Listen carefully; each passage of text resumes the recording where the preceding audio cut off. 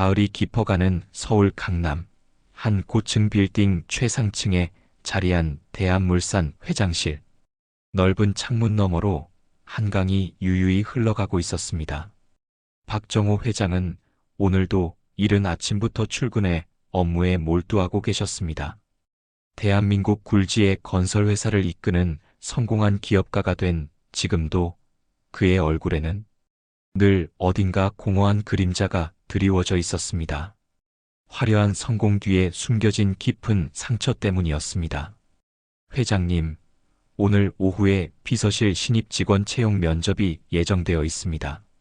김 비서가 차분한 목소리로 일정을 알렸습니다. 정호는 잠시 창밖을 바라보며 고개를 끄덕였습니다.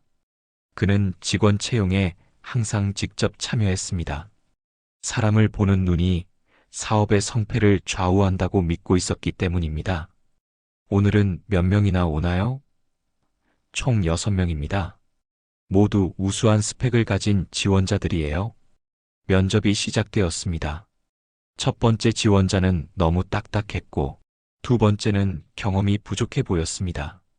세 번째와 네 번째는 무난했지만 특별함이 없었고, 다섯 번째는 오히려 너무 완벽해서 진정성이 느껴지지 않았습니다. 회장님, 마지막 지원자가 들어오겠습니다. 김 비서의 말에 정호는 살짝 지친 표정으로 고개를 끄덕였습니다. 들어오세요. 문이 조심스럽게 열리며 단정한 정장을 입은 젊은 여성이 들어왔습니다. 28세의 김은지, 맑은 눈동자와 따뜻한 미소를 가진 여성이었습니다. 하지만 그 미소 뒤에는 삶의 무게를 견뎌온 흔적이 보였습니다. 안녕하세요, 김은지입니다. 그녀의 목소리는 차분하면서도 따뜻했습니다. 정호는 순간 뭔가 다른 느낌을 받았습니다. 이전 지원자들과는 확연히 다른 무언가가 있었습니다. 앉으세요. 편하게 하시면 됩니다. 정호는 평소보다 부드러운 목소리로 말했습니다. 이력서를 보니 연세대학교 경영학과를 졸업했네요. 성적도 우수하고. 그런데 졸업 후 공백 기간이 있는데 특별한 이유가 있나요? 은지의 표정이 잠시 어두워졌습니다. 죄송합니다. 어머니께서 많이 편찮으셔서 병원비와 생활비를 위해 여러 일을 해야 했습니다. 어머니가 많이 아프셨나요? 당뇨 합병증으로 고생하셨어요? 지금은 많이 나아지셨지만 그때는 정말 힘들었습니다. 정호는 은지의 솔직한 대답에서 진정성을 느꼈습니다. 어려운 상황을 숨기지 않고 당당히 말하는 모습이 오히려 믿음직스러웠습니다. 가족은 어떻게 되세요? 어머니와 단둘이 살고 있습니다. 아버지는 제가 어릴 때 돌아가셨어요? 은지의 목소리가 잠시 떨렸습니다. 그렇군요. 혼자서 어머니를 모시며 살아오느라 고생이 많았겠어요. 어머니 성함이 어떻게 되세요? 이영희입니다. 이영희. 그 이름을 듣는 순간 정호의 세상이 멈춘 듯 했습니다. 40년 전 그의 가슴을 뜨겁게 달궜던 첫사랑의 이름, 부산 바다에서 함께 꿈을 키워나가던 그 소녀의 이름이었습니다. 정호의 손에서 펜이 떨어져 책상 위로 굴러갔습니다. 그는 급히 펜을 주우며 침착함을 되찾으려 했지만 목소리는 이미 떨리고 있었습니다. 어머니 연세가 어떻게 되세요? 은지는 회장의 갑작스러운 변화에 당황했지만 정중히 대답했습니다. 네. 올해 55세십니다. 나이도 정확히 맞았습니다. 정호의 가슴이 쿵쾅거렸습니다. 설마 정말 그 영희일까요? 혹시 어머니께서 젊으셨을 때 부산에 사신 적이 있나요? 은지가 깜짝 놀라며 몸을 앞으로 기울였습니다. 어떻게 아세요? 어머니께서 20살까지 부산에서 사셨다고 들었는데 혹시 회장님께서 어머니를 아시나요? 정호는 의자에 깊숙이 몸을 기댔습니다. 만약 그 영희가 맞다면, 그렇다면 눈앞의 이 젊은 여성은 정호 씨의 머릿속에 40년 전의 기억이 생생하게 되살아났습니다. 1984년 여름, 부산 해운대. 서울에서 내려온 대학생 정호는 바닷가의 작은 카페에서 아르바이트를 하던 영희를 만났습니다. 그녀는 20살이었고 가난하지만 맑고 순수한 영혼을 가진 소녀였습니다. 오빠, 저 파도 소리 들어봐요. 마치 노래 같지 않아요? 그러게, 영희야. 파도 소리가 정말 좋다. 두 사람은 매일 저녁 바닷가를 걸으며 미래를 꿈꿨습니다. 정호는 큰 기업가가 되어 영희와 함께 행복한 가정을 꾸리겠다고 약속했습니다. 오빠, 정말 저와 결혼할 거예요? 당연하지. 내가 성공해서 너를 세상에서 가장 행복한 여자로 만들어줄게. 하지만 현실은 냉혹했습니다. 정호의 아버지는 가난한 영희와의 결혼을 절대 허락하지 않으셨습니다. 정호야, 네가 미쳤어? 그 여자애 때문에 집안을 망치려고 해? 당장 헤어져. 아버지, 저는 영희를 정말 사랑해요. 사랑? 그딴 소리 하지 마라. 박 회장님 딸과 선을 보기로 했으니 준비해라. 아버지는 사업을 위해 정호의 결혼까지 결정해 버리셨습니다. 정호는 영희에게 기다려달라고, 자신이 더 성공하면 아버지를 설득하겠다고 애원했습니다. 하지만 영희는 현실을 받아들였습니다. 오빠, 괜찮아요? 우리는 처음부터 다른 세상 사람이었어요. 오빠는 오빠의 길을 가세요. 영희야, 그런 말 하지 마. 나는 너 없이는 살 수 없어. 오빠가 행복하면 저도 행복해요. 그날 밤 영희는 조용히 아무런 흔적도 남기지 않고 부산을 떠났습니다. 그 후 영희의 삶은 순탄하지 않았습니다. 부산을 떠나 서울로 올라온 그녀에게는 갈 곳도 의지할 사람도 없었습니다. 무엇보다 충격적인 것은 정호와 헤어진 후 자신이 임신했다는 사실을 알게 되었습니다. 하지만 영희는 정호에게 연락하지 않았습니다. 그가 아버지의 뜻에 따라 다른 여자와 결혼한다는 소식을 들었기 때문입니다. 내가 나타나면 오빠만 더 힘들어질 뿐이야. 영희는 혼자서 아이를 키우기로 결심했습니다. 그 아이가 바로 은지였습니다. 임신 중에도 영희는 식당에서 설거지를 하고 공장에서 야근을 했습니다. 은지가 태어난 후에는 더욱 힘들어졌습니다. 아이를 돌봐줄 사람이 없어서 어린이집에 맡기고 일해야 했습니다.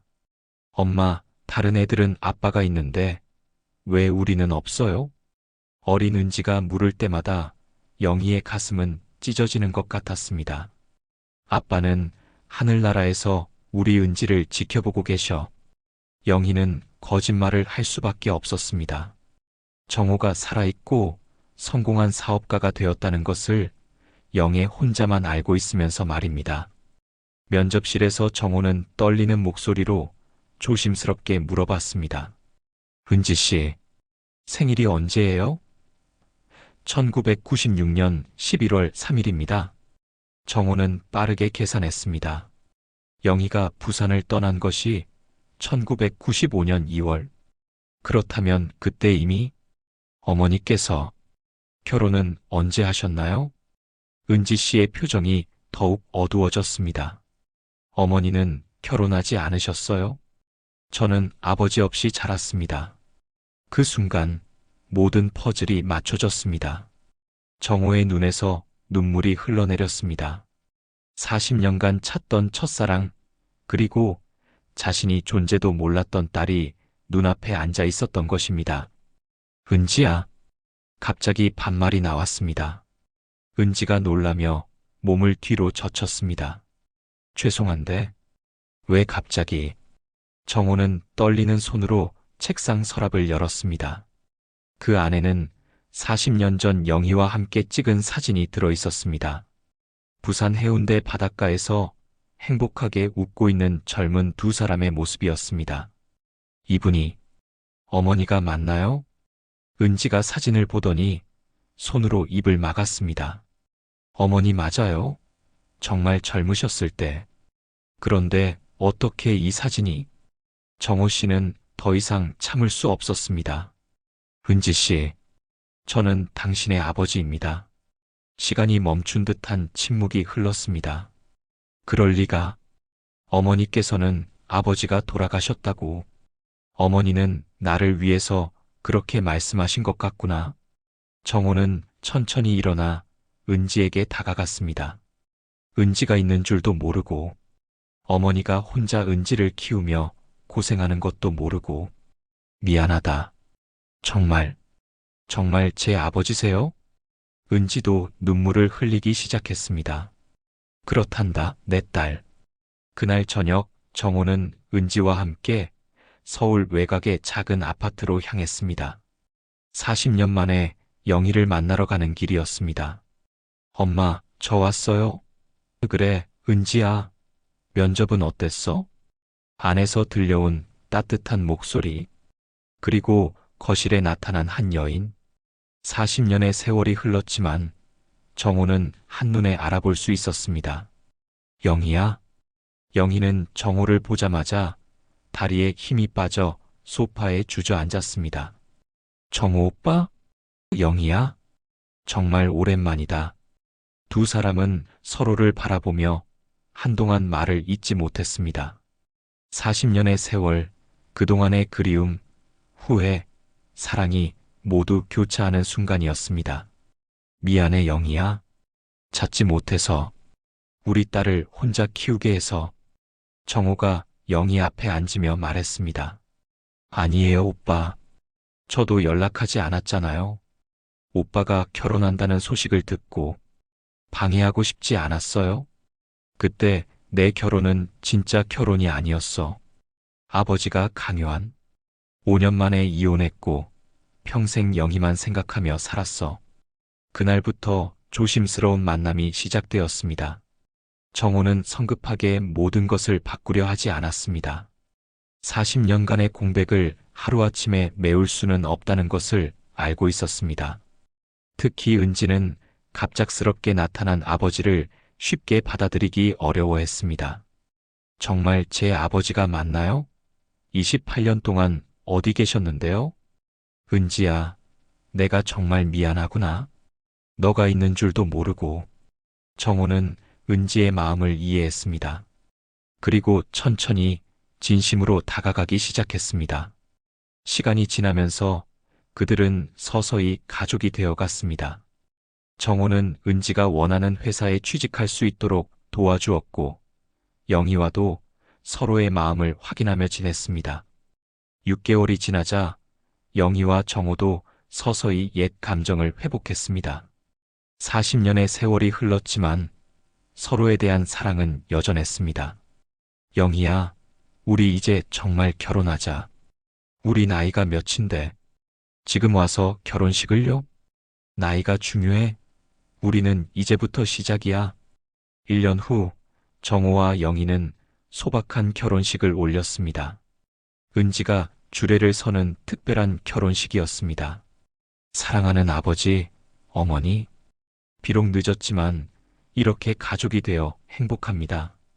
앞으로 오래오래 함께해요. 정호는 이제 진정한 행복이 무엇인지 알게 되었습니다. 돈도 명예도 아닌 가족의 사랑이야말로 진정한 보물이라는 것을 말입니다. 영희는 이제라도 은지가 아버지의 사랑을 받을 수 있게 되어 감사했습니다.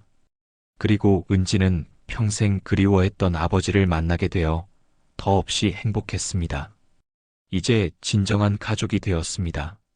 운명이란 때로는 늦을 수 있지만 결국은 사랑하는 사람들을 다시 만나게 해준다는 것을 보여준 아름다운 이야기였습니다.